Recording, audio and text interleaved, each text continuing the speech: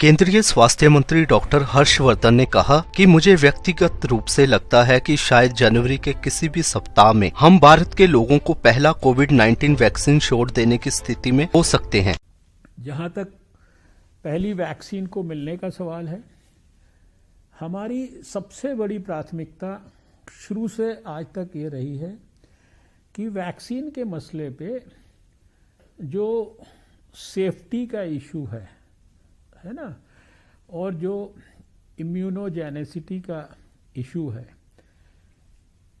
Effectiveness का issue है, यानी वैक्सीन इफेक्टिव भी होनी चाहिए, सेफ भी होनी चाहिए और इम्यूनोजेनिक उसका रिस्पांस भी ठीक होना चाहिए।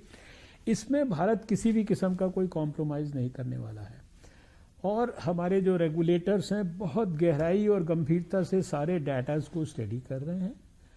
और अभी जिस प्रकार से मैंने पहले भी कहा है कि जब ये 2021 का वर्ष शुरू होगा तो जो शुरुआती इसके महीने हैं और उसमें भी मैं व्यक्तिगत तौर पर ऐसा समझता हूँ कि शायद जनवरी के महीने में भी कभी किसी भी स्टेज पे किसी भी सप्ताह में ऐसा समय आ सकता है जब हम भारत के लोगों को पहला जो वैक्सीन का शॉट है वो देने की स्थिति में आ जाए। वहीं हर्षवर्धन ने कहा, कुछ महीने पहले देश में कोरोना वायरस के 10 लाख सक्रिय मामले थे। अभी देश में करीब 3 लाख सक्रिय मामले हैं और हमारा कोरोना रिकवरी रेट दुनिया के विकसित देशों के मुकाबले सबसे अधिक है। At a personal level, I also think so because I have been following this whole situation right from the time when we had our first case. I think it was on 30th of January 2020. Since then, I have watched everything from the closest of quarters with the, I would say, meticulous precision.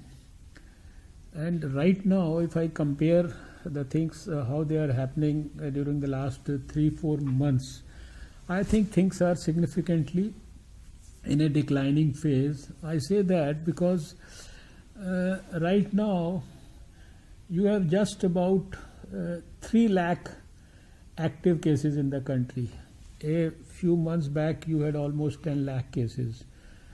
Out of over 1 crore cases that have happened, 95 lakh 50,000, more than that, have already recovered, gone back home.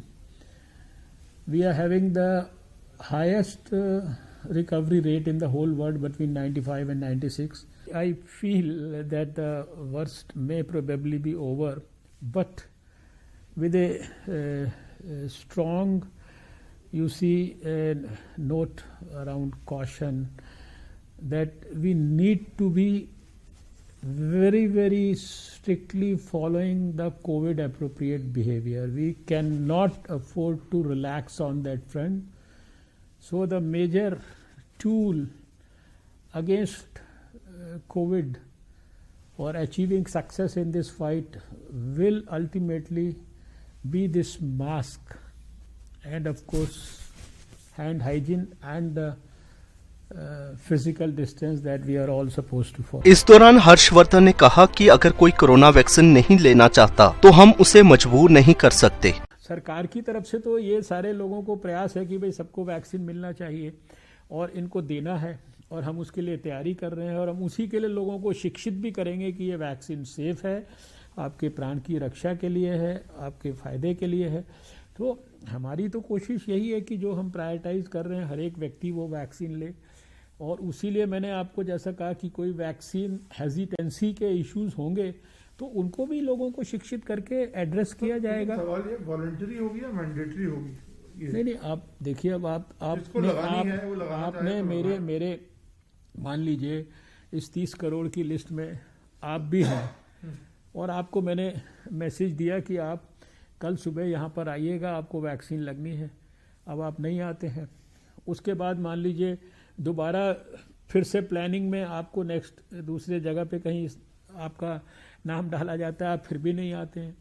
अब आपको मन में कोई शक शुबा है, हम government की तरफ से तो वैक्सीन हेजिटेंसी के इश्यूज़ को मैंने जैसा कहा एड्रेस करने के लिए लोगों को शिक्षित करेंगे कि ये आपके भले के लिए है।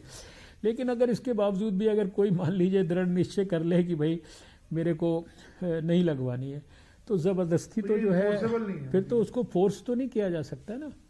लेकिन हमारा प्रयास ये होगा कि लोगों को सही जानकारी, सही शिक्षा और सब प्रकार से कंटिन्यूअसली, परसिस्टेंटली उनके साथ हम अपनी बातचीत करते रहें।